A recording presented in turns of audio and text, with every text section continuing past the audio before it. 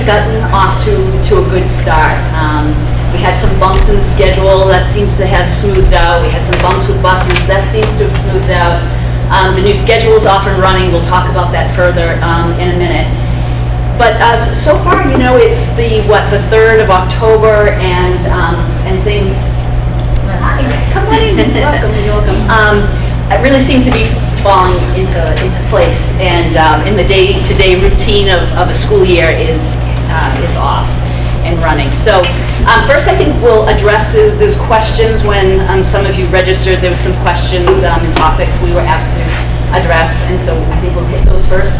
Then if you guys have anything that you want to talk about, and then any kind of questions, and we'll finish up by 9:50.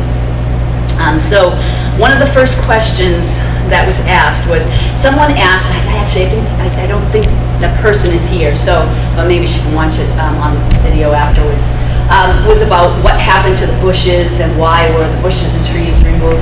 The landlord cleaned up quite a bit, and he removed this property still is his, the number 201 and 199. And so as part of the work that they did here this summer with the new walkways that you might have seen around the lower school and the front of the upper school, he also removed a lot of the bushes and things that were there. So the school didn't remove them.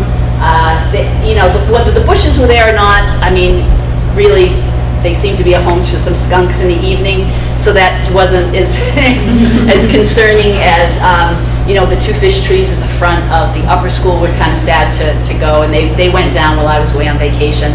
Otherwise, I might have thrown myself in front of them and said, please don't cut down our trees. But there are other fish trees that kind of run down the left side of the door, because they do look pretty in the spring with the little white flowers, although they smell really bad. So that was one request. The second building-related thing that came up on the questions were, can we have an auditorium, or we want an auditorium, and we do too. It would be great. Every time we talk about something like that, Jess Bowen gets so excited. She would love an auditorium for the chorus and a cappella and all those things, and we certainly would too for jazz band. At this point, we don't have one.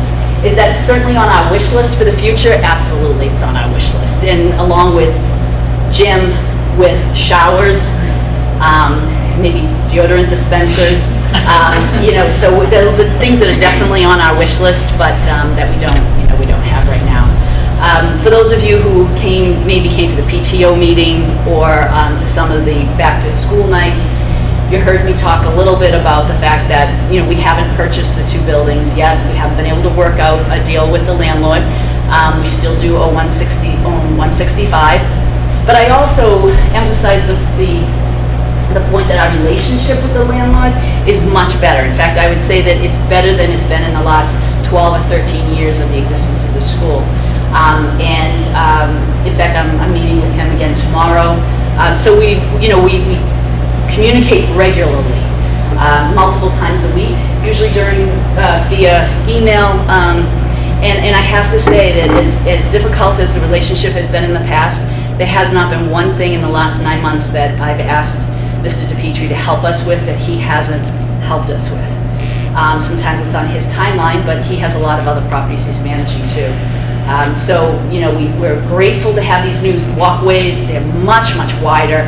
Part of it is 10 feet wide between the lower school and the white building, and then the other one towards the left is 8 feet wide. They were about 4 feet. So that's made a huge difference. It's a big platform in front of the lower school building. And so that actually has been a fantastic addition. And also the other area that we got many, many complaints and concerns, not only from families, but also from our staff, were the potholes. We've been dealing with potholes for years and years and years. And so they came and they filled the potholes. I'm grateful for that. So we have to be grateful for every positive thing that happens, I think. The other thing is that David removed the Felice sign on the lower school building, the red sign that as we used to drive up for the last 2 years every day and faced with that red Felice sign, that he took that sign down for us. So I see this as relationship building. It may take years to work out the issues that we need to work out with our facilities. But I think that, once again, it's about building trusting, respectful relationships, and that's what we're working on right now with David. So I see that as positive more than anything. And, you know, we'll just keep working for as long as it takes to find AMSA a permanent home. So, is there anything else building related on that question? No? Okay. All right, and a couple other question answers that. Can I ask a building related question Sure. while we're on the topic? Yeah. I know Mr. Navraki is there, but the 7:55 drop-off time has really made the upper school drop-off a real choke point. Like, I know like the school changed the drop-off to go around, but it's still only letting like 3 or 4 cars. Like, Yeah, it drop kind off of at a depends time. on, sometimes 7 cars will let out at once, but then a wave will come Yeah. in and some people wait. So we're, Mr. Amaral out there each morning. We were actually talking about this morning. We may have to kind of be a little bit more active and encourage students to get out of their car earlier. I will say today, Mr. Rueg, who's one of our history teachers, he's the one who's out in Forest Street as well. Yep. He radioed in at 7:49 a.m. and said that the traffic was pretty much done today. Yep. Each day is different. Yeah. 495 was backed up the other morning, and you know, some of the students arrived to class at like 7:56, 7:57. Some days, like today, it was pretty much over before Yep. 7:50.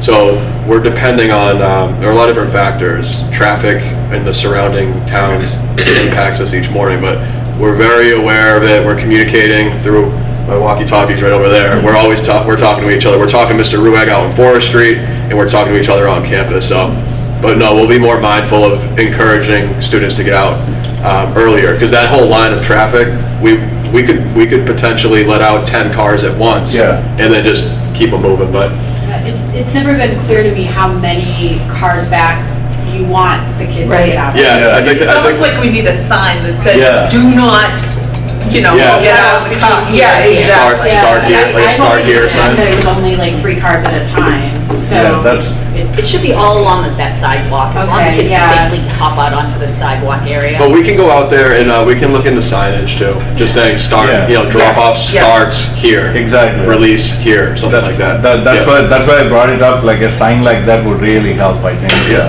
I okay. think you're trained, because like in the lower school, it's very specific Yeah, where you yeah. can drop off. So like you're fearful, like, no, do not open the door till we get Yeah. past that line. I'm not gonna get. Yeah, yelled because at. there's a crosswalk Yeah, there, so it works out naturally. So yeah, no, we'll address that. Okay, Good it's a feedback. good feedback, good. I have to say, with the new setup, it is better than before. Oh, So it's 100 it's times definitely better. better direction, definitely. Yeah. Yeah, it's We hear definitely the same improved, but thing. there's still some room there to make it even better, so Yeah, good feedback. Thank Okay, you. appreciate it. thank you, yeah, we'll work on that. So you wanna talk about- yeah. Oh, yeah, passing time, I think is the question. Yes, so there was a question that was submitted regarding the 4-minute passing time and the amount of time the students have to go to their locker or even the bathroom between class periods. So Ms. Murphy and Ms. Lindsay, they were at a PTO meeting recently. I understand that we were thinking, I wasn't there, I couldn't make it, but I don't know if you want to talk about the survey that we're looking to conduct with Yeah. the students. We definitely have found, and kind of like it was before too, it just really depends on the students' individual schedules. So, you know, there are apparently students who are going between different buildings almost every period. Others who are kind of staying more within 1 or 2 buildings for most of the day. So we do want to survey them and just kind of see what issues there seem to be, because we're, you know, we only know so much. We did our little video where we timed ourselves in the 4 minutes, and we were able to make it, and we did do 2 far points, but we understand that, you know, things can come up and the traffic can be different, and, you know, between the buildings and exiting and all of that. You know, we heard a couple other things at the PTO meeting, a couple other pieces of feedback about, you know, potentially teachers holding students past the bell, and how that should, you know, that should definitely not be a trend. We haven't really heard that it's a trend. It's definitely more kind of anecdotal. But, you know, it is something that we can address more directly if it seems to continue. I don't know how many of you know this, but there is a 3-minute warning bell that lets students and teachers know that the period is coming to an end within 3 minutes. I found that very helpful as a teacher. It's a great reminder that things are about to wrap up. And I do think a good amount of teachers start wrapping up when they do hear that bell, so it's really just students packing up to the last minute or so. And then we know lockers kind of related to that can be difficult for students to get to. Again, it's all location based. The vast majority of our open lockers this year opened up in the White Building because that's where the seniors were who graduated last year. So the 8th graders, as they moved into 8th grade, kind of took those lockers, but the way the schedule played out, there's not a lot of 8th grade classes in the White Building, so we know that's been an issue too. But the locker that they get in 8th grade stays with them through 12th grade, so it just really depends on the year and their schedule for that year, if it's going to be more or less convenient for them. And it's just, one of the many restrictions we have with our facilities are definitely not ideal in some ways. And I think lockers are definitely a big part of that. Yeah, I will say from what I know, and I'm not directly involved, but from talking to Mr. Amaral, Mr. Montige, and the two deans, I do not believe, and correct me if I'm wrong, that they're receiving a bunch of referrals from teachers due to student tardiness to class. I do think that the teachers are understanding and have been quite lenient. I was in the White Building the other day, between periods, and I'd say that there were, I told Ellen this, there were probably around 15 to 20 students who walked in like 30 to 45 seconds after the bell, and I kind of paid attention to see what the interactions were like, and I really do think the teachers are understanding. Some of them were coming from room 507 of the upper school and going to room 806, and that can be quite a hike, trying to navigate through all the student traffic. So I do think that there's been some leniency practiced, and but if you're hearing otherwise, let us know. We're there to help. As long as the student's making an honest effort to get to class on time, I do think the teachers are very understanding of the 1 minute cutoff that we have, the 1 minute decrease we have this year. I'm going to jump back to the survey for a second. This did come up at the PTO meeting, so once again, great feedback that we got that night too. Will be that we'll probably time that after the holidays, so in January, let things settle in and see how it goes, and then we'll do a survey for the teachers, which is something we told them that we were going to do anyway. Now we'll add one to the students to get feedback on how they feel about it. One of the issues that we had that I brought up at the PTO meeting is that if we add another minute back to all those passing times, that is going to increase the school day by 7 or 8 minutes, right? So it won't be a 2:45 anymore, it will be a 2:52 or 2:53 release time. And so that's something we either make this 4 minutes work. I'm not going to shorten the classes by a minute or 2 minutes. We'll add it on to the day. So that's something to keep in mind. Maybe some of you saw the video, and I showed a piece of it at the board meeting the other night, but Mike Finkel did an adorable video of students passing, and he had a timer on there, and he slowed some of it down, the kids were waving, it was really, really adorable. But there was one part about that video that I thought was very interesting, because as the time is clicking down, and you can see that it's getting close to that 4 minutes and that bell is gonna ring, there's a group of girls and I know exactly where he was standing with the camera, but they're hanging out in front of this classroom where they're supposed to go in. But now the bell has rung, and they're still standing there talking like this, right? They weren't in the classroom. They weren't. And the other thing that we notice when we're outside and watching kids moving is that there's not a lot of sense of urgency. It's like, that bell is going to ring. It is 1 minute, 30 seconds before, and it's first thing in the morning, and they're just sauntering in, And it's like, come on, guys, come on, step it up a little bit, But, so there isn't, the 4 minutes is a minute shorter. It definitely is. But yes, there isn't a lot of urgency, even just kind of going from one floor to another in one building. If you figure out how to do that, will you just let me Yeah, know? exactly. I know. So, we don't want to start in hard on consequences and things like that. I don't often think that kids learn a lot from those kinds of consequences, right? It's just, they roll their eyes and it's like, whatever. There's probably other ways to do it. But I do think that we want to instill in them that they need to be on time, that you need to be on time when you're an adult and you're going to work too. You need to be on time. And they need to kind of feel like that's something that's important in their life. Right? So that's my only other thought. So we'll do that in January. So the complaints in my car of all these children has mostly calmed down about the passing period. That has gotten a lot better. The one thing that continues to bother them is they feel like they would really like to have the announcements read somehow. That's right. That was on the list. Yeah. It bothers them. They don't check their email as much as they probably should. And especially the kids who do sports, they really like that acknowledgement of how the team is doing, and so I don't know if there's a way to work that into the school day again, but they do miss that. Yeah, and I read your comment, and thought about that some last night. So I think that the biggest issue is that, and I'm someone who actually read those announcements for a while when the old administration, as the vice principal, that apparently was one of my duties.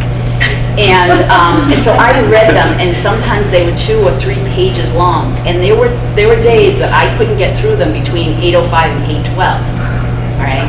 So it's not just a few seconds, and when you start getting into all the sports, which is great to acknowledge the kids, but now you're talking 10 students' names and every award and every race that they ran, which is super, but it can take a good 10 minutes to do it. Plus all of the clubs we have. Yeah. So The club announcements. those were, yeah, some days they went 8 minutes because we're trying to be fair and acknowledge all the different, we have 40 plus clubs we have, all the sports we have, and some days it was just very, very long.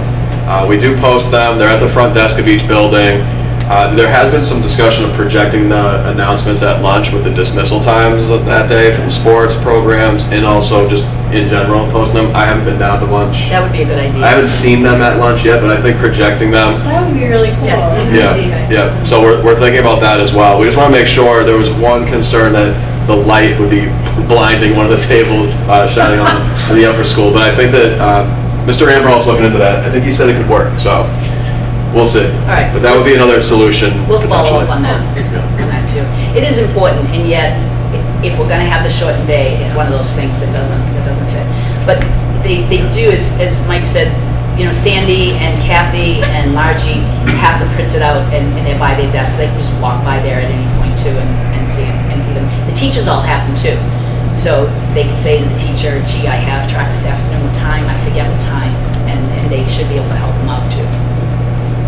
But we'll work Also, on that. sorry, interrupt. I also email them to all students in the morning. So, Yeah. The TV in the upper school building? yeah, there's a technical issue waiting for a part. Okay, good. I missed that.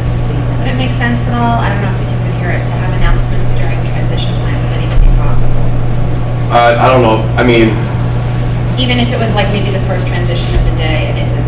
we have the song of the day going on. Right. But even if we even discussed having the announcements read at 7:50 to 7:50 to 7:55, and again, it would probably go over, it possibly impacting first period. But at the same time, we don't want to make, I don't think many students, they'd be in the halls and. Yeah, I didn't know if they would hear it, I was. Some speakers are better than others, and even outside, there used to be a great speaker attached to the outside of the upper school, and it doesn't seem to work anymore.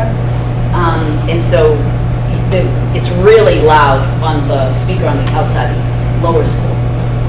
So the speakers aren't consistent either, so I think that might be Yeah. an issue. So, okay, yeah, it's a technical issue to still work on. Anything else? Anything else that was on that list? That's it. No, that was it. Yeah. That was on the list. Okay. Anything else that you guys have? We have for high school students, we have PSATs coming up in a couple weeks. So just a reminder about that, it's on Wednesday, the 16th. Students are going to be doing all the pre-administration stuff that they need to do next Friday on the half day for one period. So they'll be able to come in and be ready to go and take that. For any seniors, they can use it as a college visit day, so it's an excused absence for them, so they're not expected to come to school. Yeah, and one kind of fun thing with that is, so we used to do all the testing through homeroom, right? There's no homeroom in the upper school anymore, so we had to come up with a new way to do it. So Sarah Snow, the director of accountability, came up with this kind of fun cohort idea. And so we came together, all the department chairs, and came up with a list of historical important people. We tried to separate men, women, all different backgrounds and interests, and so the students have been now, they have a cohort name, so you could be part of the Martin Luther King cohort. And then it's by alphabetical order, so that students will know, oh, I'm part of this cohort, this is where I go for my PSAT testing, or things like that. The other interesting thing about PSAT is that they're trying a new online exam for 9th graders this year. But next year, all PSATs will be done on the Chrome cards. So that's a technology thing for us to think about, but this will be new for if you have a 9th grade student. All testing is going to be online before we know it. I just have a general question. So if you have a senior that's doing one of their college visit days, do you just call in the absentee mailbox and let them know it's a college visit day, or is there another step or a form? There's a form that you'll want that the student should, they're at the front desk of the upper school, next to Ms. Paley's desk. She has a, on the wall there, I think they're there, right? Yes. Yeah. And students should have that filled out when they return, so that it's excused. And So when they grab it when they go, and then we get it signed, and then they bring it back? Yep. Yeah, And do you that's how it just still call in the absentee as normal, and that's what makes it excused? Yes. Yeah. Gotcha. Yeah, that document coming in after the visit. And that's in the upper school office? Upper school front desk, they can ask Ms. Paley. It's on the wall in one of her, she has a couple different forms over there, but she'll let the students know. It's across from Dan Amaril's office, I think, on the wall there. Yeah, But, yeah. It's also online. If you go into the counseling section on the website, you can print the PDF off from home too. Oh, okay. College visit. Great, thank you. Yeah, and it's easy, and the colleges are used to dealing with that. Anyone, even somebody given the tour, can just sign off on that.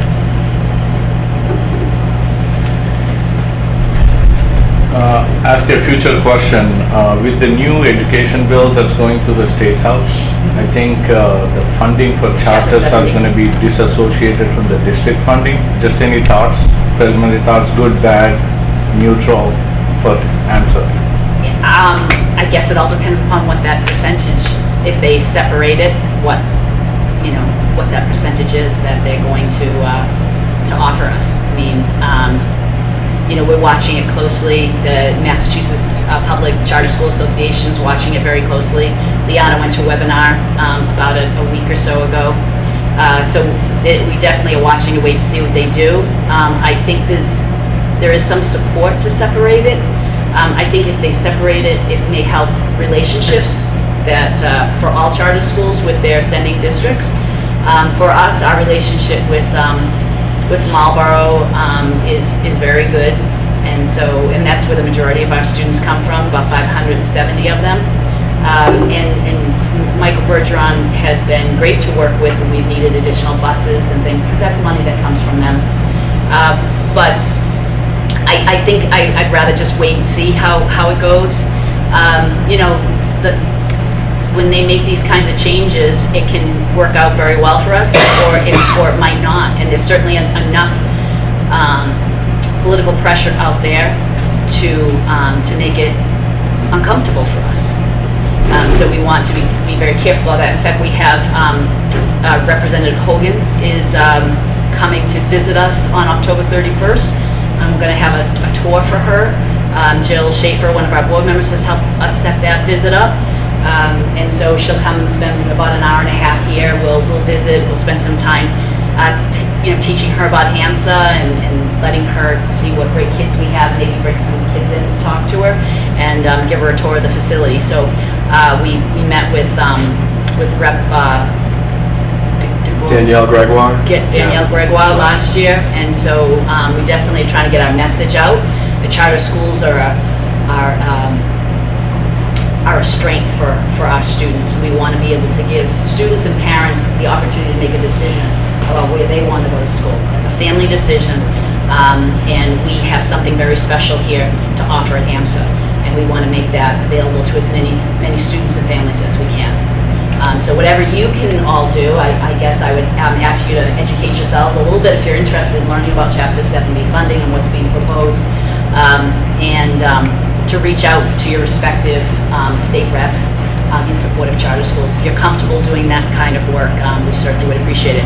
We're working with the Massachusetts Charter School Association to further our message and to hopefully have it be a positive outcome for charter schools, all charter schools, including AMSA. Thank you. We have Spirit Week coming up. It starts Friday before Columbus Day. Yeah. Same thing as the last 2 years we've done this. So Friday it starts, Friday before Columbus Day, we start up That's the first day, and then the 4 days the following week leads into the upper school pep rally. There's a homecoming dance on October 19th at the Hudson Boys and Girls Club. We had around 300 students show up to that last year. Student government runs that. It's a great fundraiser for student government. And student government, Brianna's running student government this year. Last year when I ran it, we had a lot of money come in, and we helped bail out some of our clubs. We donated most of that money back. So we're looking forward to that for sure. And are the themes out yet? The themes, yes, they are. Yeah, they were included in the update. I'm gonna forget the order though. This is bad, but we have Tropical Day for one day. We have Groutfit Day. They're very excited about this. It's a gray outfit, so you wear all gray. I've never heard of this, but they're excited for it. And that's on the PSAT day too, so their idea is you can wear sweatpants. So very smart. Oh my gosh, what are our other ones? They are smart. Yeah. Oh yeah, Twin Sports Day. Day. Yeah, and Dynamic Duo or Twin Day. Which they did in the spring too, but I think everyone really likes that one, so they did it again. And then it always ends in Color Wars, so every class has a color. Our new 6th graders are red, so that color goes with them throughout all of their years. So they'll have so much red by the end of their time here. Our seniors are orange, so we're very used to all the orange. It's very bright. I was looking at their shirts the other day, and they're so bright, but it looks great. And they get really excited for it too, so it's cool to work with student government and see them kind of mentoring the freshmen. It's going to be their first pep rally and Color Wars and all that, and giving them pointers on how to do a video and how to, coordinate for them to bring in all materials for Color Wars. So it's definitely a fun time of year for us. Yeah, and even our senior class from last year, instead of throwing everything away, which is what they usually do, if you've never been around or been by on Color Wars days, it is worth coming to see. It's pretty amazing. But they took everything down that they couldn't save and they donated it to the next class that has their color. So that was sweet. I'm sure hundreds and hundreds and hundreds of dollars go into these decorations and streamers and all that. So, anyone else have any other questions? I know middle school dances comes up periodically. We are doing a better job of getting that word out to the clubs that this is an option for fundraising for them. So I think we'll see more of that this year than last. We do have 2 scheduled. Yeah.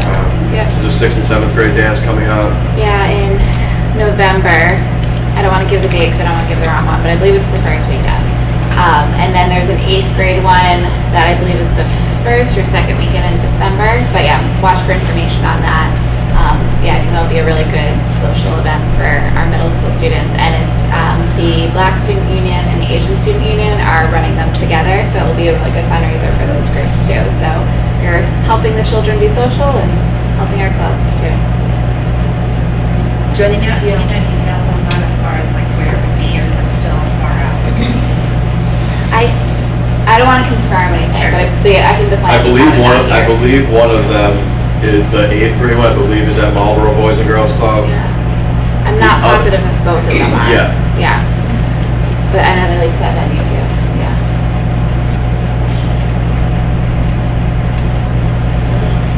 I'm curious about, I know that there were surveys done with the students last year, and I know that some things came up around those surveys, and I kept hearing about the homework load. And I'm curious if anything has come of that, if there have been any guidelines for teachers that have come out of that.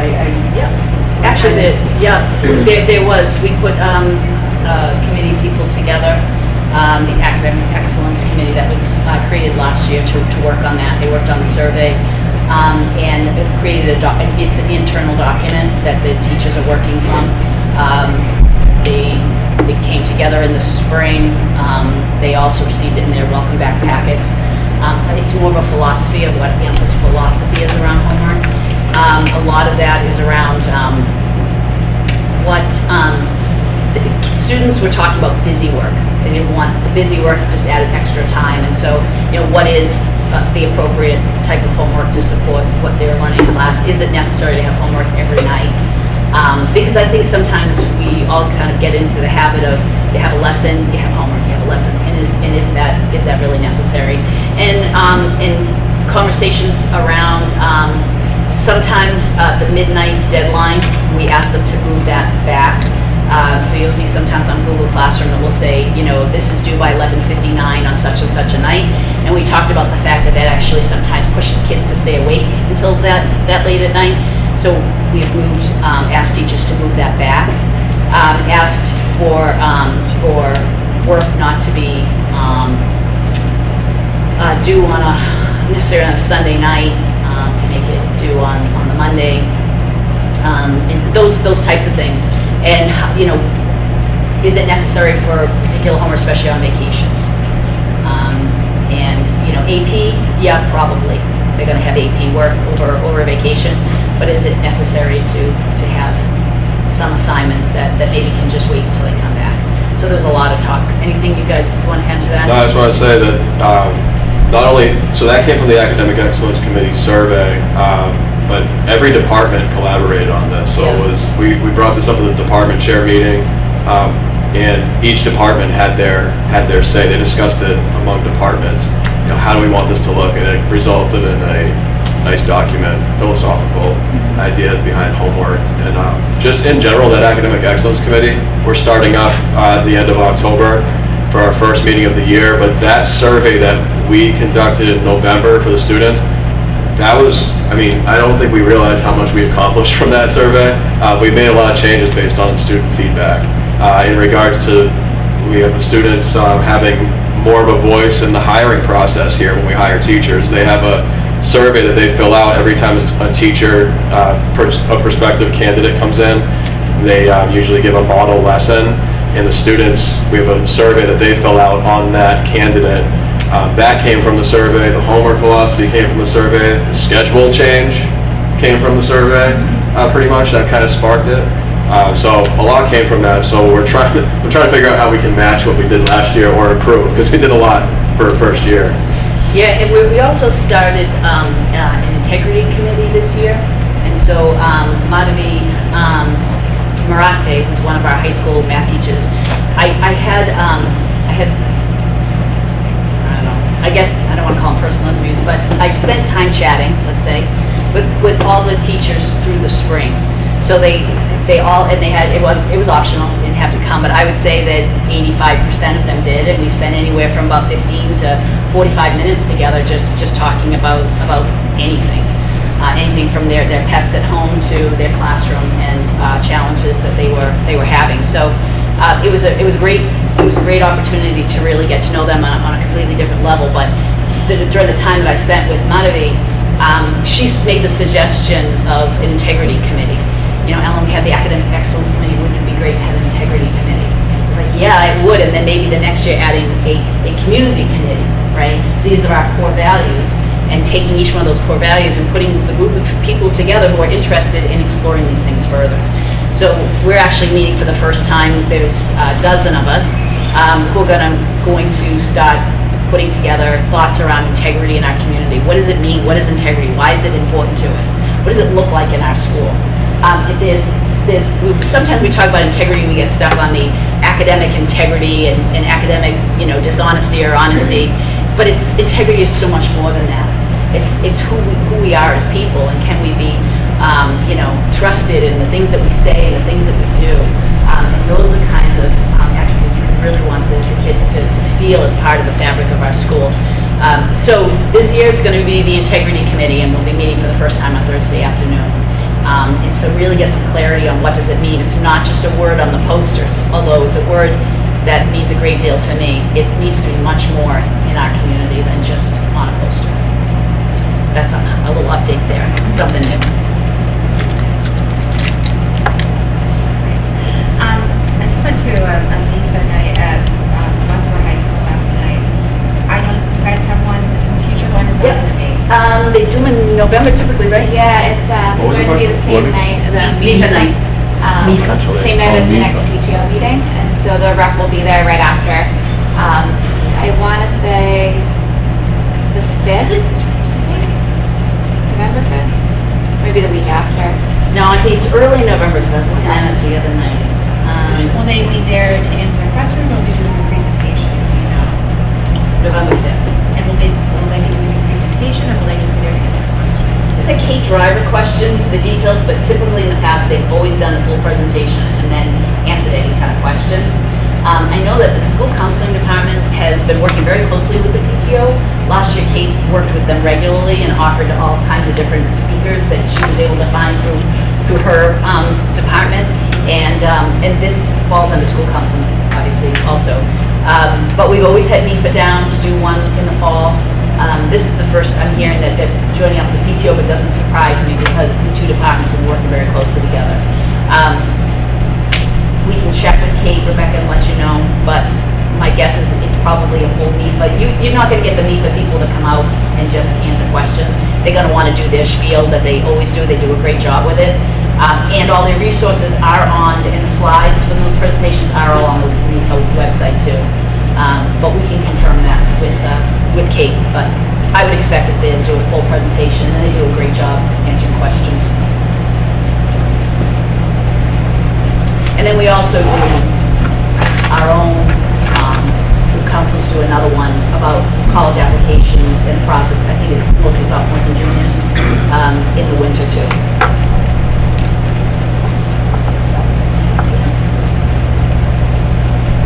We're off to a great year. I hope that your kids are feeling good about it. If there's anything we can ever do, just please let us know. Yeah, thank you, everybody.